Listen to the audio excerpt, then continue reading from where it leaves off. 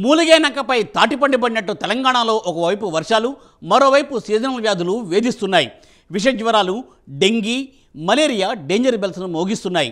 ప్రభుత్వ, ప్రైవేట్ ఆసుపత్రులకు ప్రజలు క్యూ కడుతున్నారు. ఇప్పుడు గత ఏడాది కంటే ఈసారి వ్యాధుల తీవ్రత ఎక్కువగా ఉన్నట్టు చెబుతున్నారు అధికారులు. వాతావరణ మార్పులు, పారిశుధ్య లోపంతోనే సీజనల్ వ్యాధులు, జ్వరాలు విజృంభిస్తున్నాయా?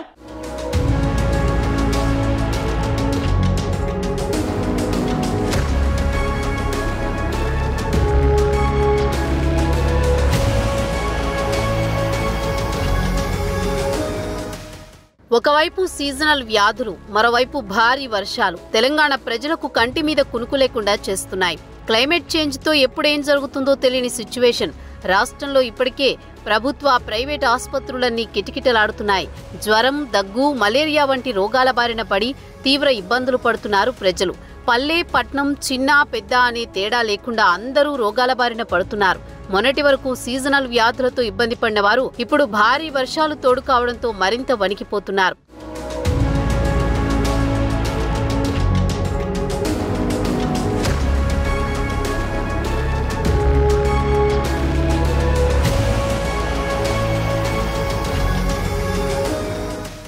రాష్ట్రంలో విషజ్వరాలు విజృంభిస్తున్నాయి. జ్వర బాధితులు లేని ఇళ్లు ఉండడం లేదు. ప్రజలు పరిసరాలను శుభ్రంగా ఉంచుకోకపోవడం, ఖాళీ స్థలాల యజమానులు తమ స్థలాల్లో పేరుకుపోయిన చెత్త, కలుపు మొక్కలు, నీటి నిల్వలపై దృష్టి పెట్టకపోవడంతో దోమకాటు ద్వారా వచ్చే వ్యాధులు ఎక్కువగా నమోదవుతున్నాయి. వర్షాలకు పలుచోట్ల రహదారులు కోతకు గురై గుంతలు ఏర్పడి నీరు నిల్వ ఉండడంతో దోమలు వృద్ధి చెంది పగలు, రాత్రి అనే తేడా లేకుండా దాడి చేస్తున్నాయి. ప్రగతి కార్యక్రమాలు చేపట్టి చాలా చోట్ల నీటి నిల్వలు, దోమల ఆవాస కేంద్రాలు లేకుండా చేస్తున్నామని అధికారులు చెబుతున్నప్పటికీ క్షేత్రస్థాయిలో మాత్రం కనబడడం లేదని ప్రజలు పెదవి విరుస్తున్నారు.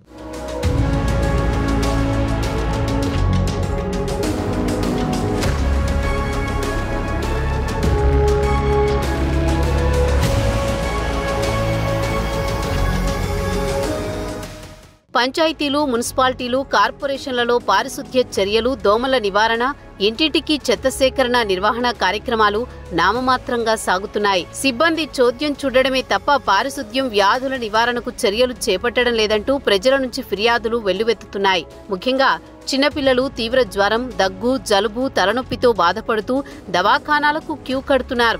మరికొందరు తీవ్ర జ్వరం, కఫంతో ఊపిరి తీసుకోవడానికే ఇబ్బందులు పడుతూ ఆసుపత్రుల్లో ఇన్పేషెంట్లుగా చేరి రోజుల తరబడి చికిత్సలు పొందుతున్నారు. జ్వరాల బారిన పడిన వారిలో చాలా మందికి డెంగీ లక్షణాలు ఉంటున్నాయి.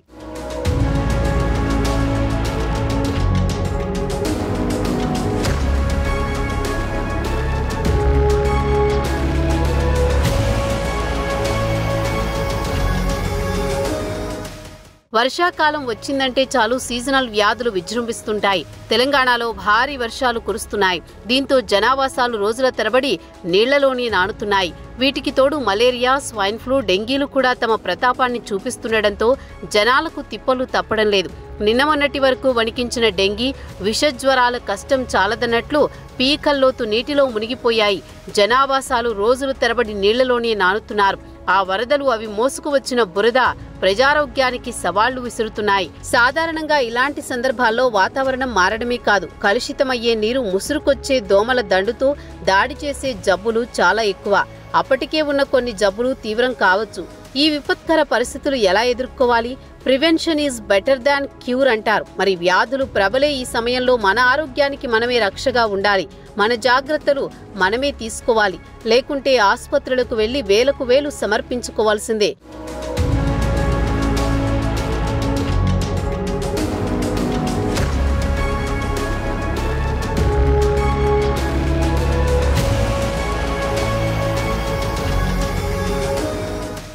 ఇక డెంగీ, మలేరియా, చికున్ గున్యా, ఇతర విషజ్వరాల విజృంభణతో ప్రభుత్వ, ప్రైవేటు దవాఖానాలు నిండిపోయాయి.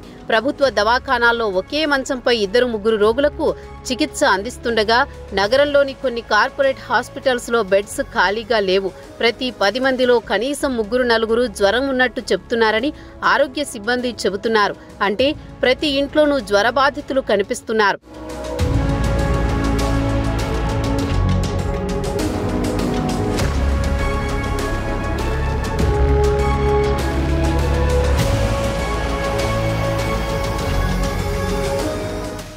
వానాకాలంలోనే దోమలు గుడ్లు పొదిగే సమయం. అవి విపరీతంగా తమ సంఖ్యను పెంచుకుంటాయి. జనాలపై అటాక్ చేయడంతో డెంగీ, మలేరియా, టైఫాయిడ్ వంటి జ్వరాల బారిన పడుతున్నారు. దోమల ద్వారా వ్యాపించే డెంగీ ఎక్కువగా పేద ప్రజల్ని టార్గెట్ చేస్తోంది. ఇళ్లు, పరిసర ప్రాంతాల్లో ఉండే అపరిశుభ్రతే దోమలకు ఆవాసాలుగా మారుతున్నాయి. ఒకవైపు సీజనల్ వ్యాధులు విజృంభించడంతో మలేరియా, టైఫాయిడ్తో పాటు భారీగా డెంగీ కేసులు నమోదవుతున్నాయి. ఇప్పుడు గ్రేటర్లోనూ సేమ్ సీన్ రిపీట్ అవుతోంది. డెంగీ కేసుల సంఖ్య పెరుగుతోంది. ఈ నెలలో కేసుల తీవ్రత ఎక్కువగా ఉందంటున్నారు.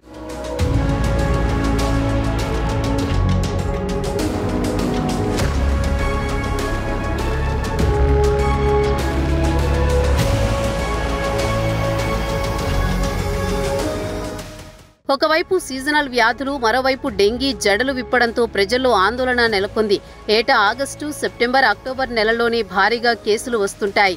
కానీ ఈసారి ఎక్కువగా డెంగీ కేసులు నమోదయ్యే అవకాశముందనే హెచ్చరికలతో అధికారులు అలర్ట్ అయ్యారు. దోమల నివారణకు పటిష్ట చర్యలు చేపట్టారు. అయినా డెంగీ కేసులు మాత్రం తగ్గడం లేదు. డెంగీ కేసులు ఎక్కువగా నమోదయ్యే ప్రాంతాలను గుర్తించారు అధికారులు. దోమల బ్రీడింగ్ పాయింట్లను నిర్ధారించింది. పల్లెలు, కాలనీల్లో దోమల నియంత్రణపై చర్యలు చేపట్టారు. డెంగీ కేసులు ఎక్కువగా నమోదయ్యే ప్రాంతాలపైన ఫోకస్ పెట్టింది. అధికంగా కూలర్ల ద్వారానే దోమలు వ్యాప్తి చెందుతున్నట్లు గుర్తించింది. ఇక్కడే 70% వృద్ధి చెందుతున్నాయని, మిగతావి టైర్లలో నీరు చేరడం, డ్రమ్ములు, కుళాయిల్లో నీరు ఉంచడంతో వ్యాప్తి చెందుతున్నట్లు తెలిపింది. వ్యాధుల నియంత్రణ, దోమల నివారణకు కోట్లు ఖర్చు చేసినా ఫలితం ఉండడం లేదని వాపోతున్నారు ప్రజలు. ప్రభుత్వం ఎన్ని చర్యలు తీసుకుంటున్నా కొన్ని ప్రాంతాల్లో మాత్రం వ్యాధుల వ్యాప్తిని అరికట్టలేకపోతున్నారు.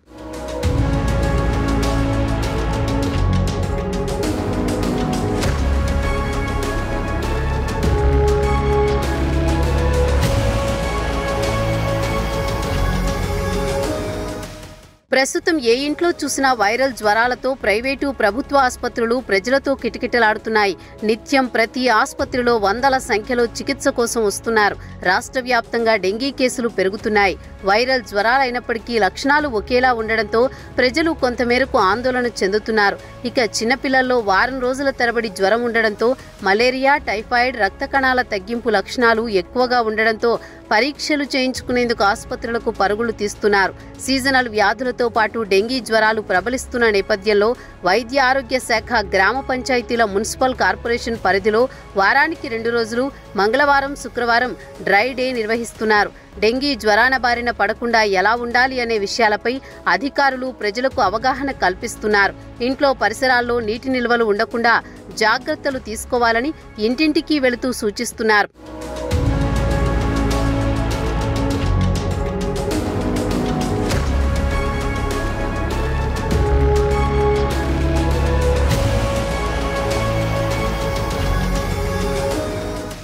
కొద్ది రోజులుగా కురుస్తున్న వానలతో వాతావరణం పూర్తిగా చల్లబడింది. దీంతో వైరల్ ఫీవర్స్ గ్రేటర్ను చుట్టుముట్టాయి.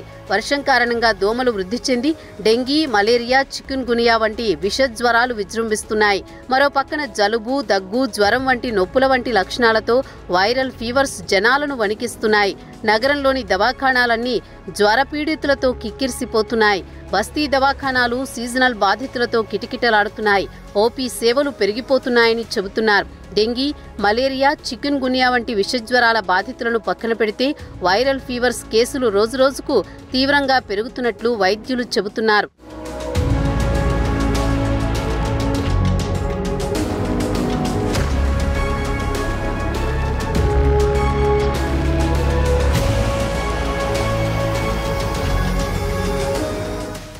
వైరల్ ఫీవర్స్ ఒకరి నుంచి మరొకరికి సోకుతుండటంతో ఈ కేసుల సంఖ్య పెరుగుతోందని వైద్యులు చెబుతున్నారు. ఇంట్లో ఒక్కరికి వస్తే చాలు ఇతర కుటుంబ సభ్యులందరూ వైరల్ ఫీవర్స్ బారిన పడుతున్నారు. ముఖ్యంగా విద్యా సంస్థలు, కార్యాలయాలు, రద్దీ ప్రాంతాల్లో ఈ వైరల్ ఫీవర్స్ ఒకరి నుంచి మరొకరికి వ్యాపిస్తున్నట్లు వైద్య నిపుణులు తెలిపారు. దీంతో పీహెచ్సీలు, సీహెచ్సీలలో కూడా రోజువారీ ఓపీ 500 దాటుతోందంటే పరిస్థితి ఎంత తీవ్రంగా ఉందో అర్థం చేసుకోవచ్చు.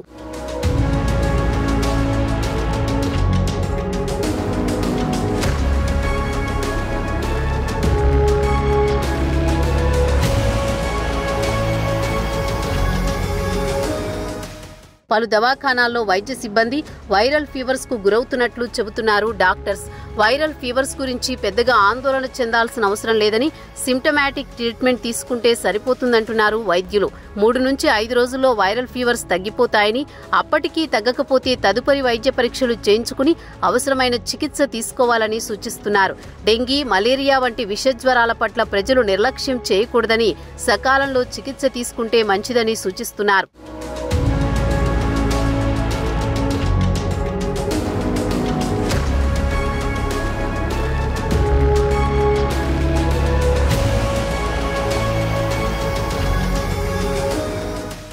తెలంగాణలో 2,93,000 మందికి విషజ్వరాలున్నాయని ఆరోపిస్తోంది సిపిఎం. వెంటనే రాష్ట్రంలో హెల్త్ ఎమర్జెన్సీ ప్రకటించాలని డిమాండ్ చేస్తోంది. సీజనల్ వ్యాధులకు తోడైన భారీ వర్షాలకు ఇప్పటికే 16 మంది చనిపోయారని తెలిపింది. రాష్ట్రంలో ఆరోగ్యం పడకేసింది. ప్రభుత్వ ఆసుపత్రుల్లో మందులు సరిగ్గా ఉండడం లేదని, చేసేదేమీ లేక ప్రైవేట్ ఆసుపత్రులను ఆశ్రయించాల్సి వస్తుందని వాపోతున్నారు ప్రజలు. మందుల కొరత, ఉద్యోగుల కొరతతో రోగులు ఇబ్బందులు పడుతున్నారు. రాష్ట్రంలో హెల్త్ ఎమర్జెన్సీ ప్రకటించాలంటున్నారు. ఇక వరద ప్రభావిత ప్రాంతాల్లో మెడికల్ క్యాంపులు ఏర్పాటు చేయాలని, వ్యాధులు ప్రబలకుండా అన్ని రకాల చర్యలు తీసుకోవాలని తమ్మినేని డిమాండ్ చేశారు. గత నెల రోజులుగా రాష్ట్రంలో సీజనల్ వ్యాధులైన విషజ్వరాలు, మలేరియా, డెంగీ, చికున్ గునియా వంటి వాటితో ప్రజలు అల్లాడిపోతున్నారని తెలిపారు.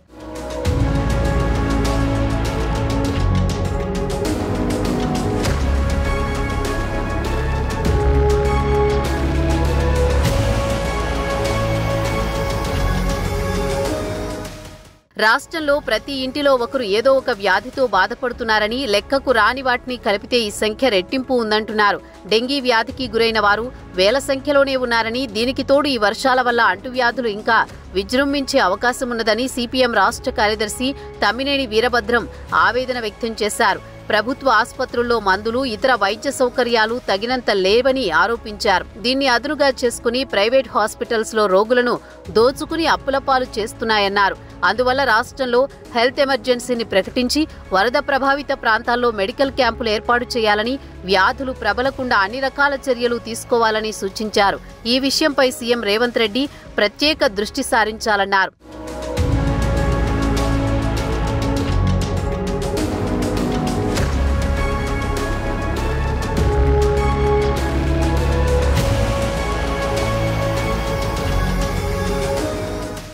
ఇక డెంగీ డేంజర్ బెల్స్ మోగిస్తోంది. ఇంతకు ముందులా కాకుండా మిక్స్డ్ ఇన్ఫెక్షన్లతో జనాల ఆరోగ్యాన్ని నిలువునా పీల్చి పిప్పి చేస్తోంది. 2-3 రకాల వైరస్లు సోకుతుండటంతో ప్రమాదకరంగా మారుతోంది. జ్వరంతో పాటు తీవ్ర నీరసం, ఒళ్లంతా నొప్పులతో కనీసం బెడ్పై నుంచి లేచి నడవలేనంతగా బాధ పెడుతోంది.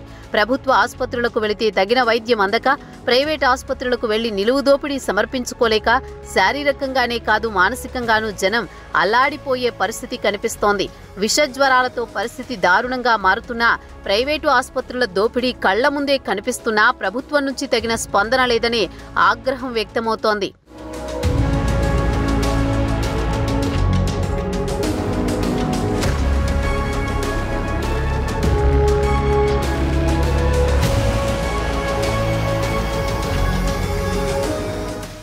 ఏ వైరల్ జ్వరమైనా వీక్నెస్ ఉంటుంది. కోవిడ్ వచ్చిపోయిన వారిలో నీరసం మరింత ఎక్కువగా ఉంటోంది. జ్వరం వచ్చిన వారు విశ్రాంతి ఎక్కువగా తీసుకోవాలి, లేకుంటే సాధారణ స్థితికి రావడానికి ఎక్కువ రోజులు పడుతుంది. డెంగీలో సీరో టైప్ 2 అనేది ఎక్కువగా వ్యాపిస్తోంది. మిగతా డెంగీ వేరియంట్ల కంటే దీని తీవ్రత ఎక్కువగా ఉంటుంది. అదే మిక్స్డ్ ఇన్ఫెక్షన్ ఉంటే తీవ్రత మరింత పెరుగుతుంది. ఎవరికైనా సీరో టైప్ 1 డెంగీ ఒకసారి వచ్చి రెండోసారి సీరో టైప్ 2 వస్తే మొదటి దాని యాంటీబాడీస్ రెండో టైప్ ఇన్ఫెక్షన్ క్రాస్ రియాక్షన్ వల్ల ఆరోగ్య పరిస్థితి మరింత సీరియస్ అవుతుందంటున్నారు.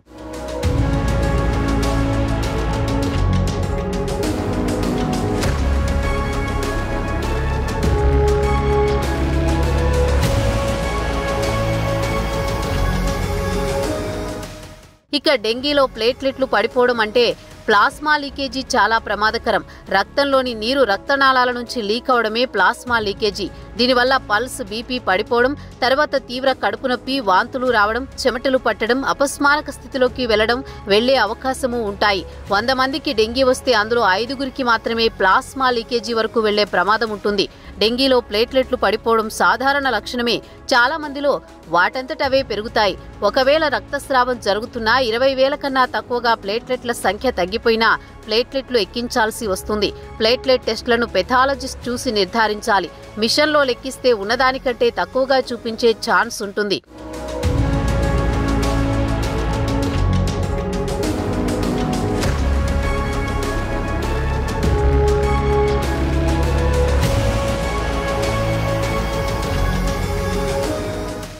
సీజనల్ వ్యాధుల నివారణకు కట్టుదిట్టమైన చర్యలు తీసుకోవాలని ఇటీవల రాష్ట్ర వైద్య ఆరోగ్య శాఖ మంత్రి దామోదర్ రాజనరసింహ అధికారులకు ఆదేశాలు జారీ చేశారు. ఇంటింటికి వెళ్లి జ్వర సర్వేను పగడ్బందీగా చేపట్టాలని ఆదేశించారు. మలేరియా, డెంగీలను నివారించడంతో పాటు అవసరమైన వారికి చికిత్స అందించడానికి సర్వే ఉపయోగపడుతుందని ప్రభుత్వం భావించింది. జిల్లాలో కొన్ని చోట్ల జ్వర సర్వే జరుగుతున్నా కేసులు మాత్రం ఆగడం లేదు. దీంతో ప్రభుత్వం పగడ్బందీగా చర్యలు చేపడుతోంది.